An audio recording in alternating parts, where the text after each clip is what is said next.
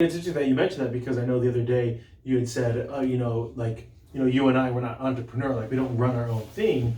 But then, like literally later on that day, you talked to me about doing some consulting work. Yeah. And so I think sometimes you and I already think about certain things. Let's say entrepreneurism, where we're like, okay, well, we don't run the office here. Yep. But yet you do have your side hustle, and so do I. Our effort on that depends on Yeah. what we want to do. That's the beauty of the side hustle, right? Yep.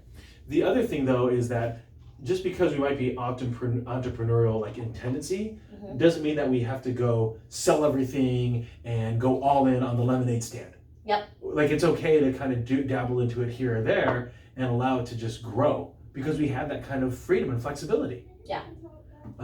So it really is just changing kind of that mindset of why we might feel ourselves not being entrepreneurial, and again, this is just an example of a title or something. It doesn't, for someone else, it could be like being thin. Yep. Right? Oh, my genes, mom and dad, they're overweight, or I've always struggled with my weight. Yep. It's how we view it for ourselves. That's kind of like, so earlier today we had an interview with someone that's in the same industry that both you and I are in, and we were talking about, is our company a great fit for them? But something that he had said was, I'm not a salesman. I'm not a good salesman. I just am presenting you with facts, and hopefully you like the facts that I'm giving. But that's essentially sales. But that's in his mind, is his self-limiting belief is, I'm not a good salesman because I don't want to be viewed that way. I don't want to be pushy. I don't want to be seen as like that sleazy sales guy. And that's what I think is a lot of what that's what a self-limiting belief is your viewpoint on things. Because I can sit here and I can tell you, Sherman, I'm not entrepreneurial. I'm not going to start up a startup company tomorrow. But in the same breath, I'm like, hey, what if I did this? But the way I spin it in my mind is like, I'm not entrepreneurial, but I'm like opportunity and money driven. Like I'm always thinking of another stream of revenue.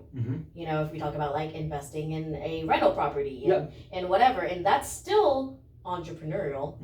It's just, I think in my mind, where my self-limiting belief comes in is like, I get so scared of like, what if it doesn't work? So I don't want to say like, oh, I'm entrepreneurial, and then, I'm just, all my projects are failing. Right. So it's interesting you bring that up, because I think self-limiting beliefs, sometimes it's taught to us, like very common, especially culturally, right? Yep. A lot of Asians, they came here, they, mom and dad, grandma and grandpa, and they worked and hustled and they, did whatever they could. And then for their children, they said, okay, college, this seems to be the right way to be able to get ourselves out, lots of education. And so it's very common in Asian culture in the United States to be doctors, to be attorneys, to be accountants, right? Engineers. So that was very steady. Get a good education, get a good job, and it's security.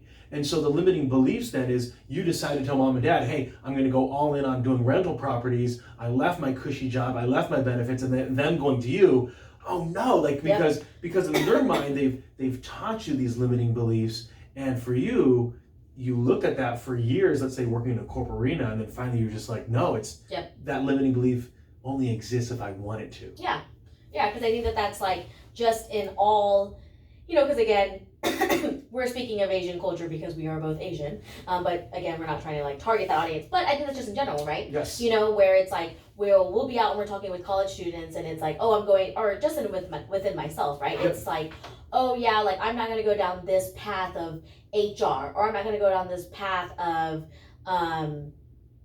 teaching or whatever it is, because it's not profitable. And that's where the self-limiting belief is because you could be in these roles and be very profitable. I don't know about teaching, but you could, you could like then become like a well-renowned, professor or something. Yes, absolutely. You could become suddenly, I don't know, Einstein.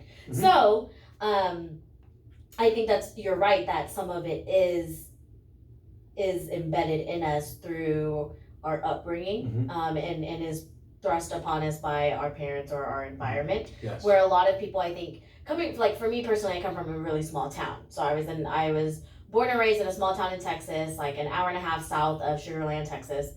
And there's a lot of self-limiting beliefs, right?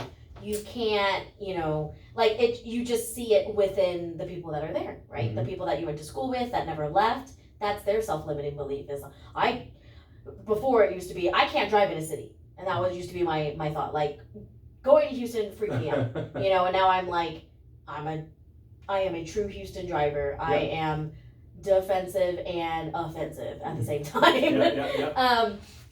But that's kind of like the self-limiting belief, right? Is like I'm from a small town. I'm never going to make it in a big city. I'm never going to be able to branch out and be able to make all this money. Like I'm just going to go and I'm going to work at the plant, the power plant, or I'm just going to be a homemaker or whatever it is. And that's their self-limiting beliefs. Like I'm only going to be able to take advantage of the opportunities in this small town. Yeah. And I think that's one way of like self-limiting beliefs in terms of like your environment. But I think a lot of self-limiting beliefs come from just circumstances you have in life. Yeah. So a lot of times then it could be just my own fears of, you mentioned failure, like going after something and, oh my gosh, what if it doesn't work out? That's okay. That's I think sometimes if we can think about going down that path of, hey, I'm going to work at this entrepreneurial gig. Let's just not even go there. Let's just go down the idea that I'm going to start exercising. And I want to lose weight. There's really good odds, unless something dramatically happens differently in my nutrition, if I do everything just the same, except now I add in a 30-minute walk every single day, over time, at some point, I will start losing weight. Yeah.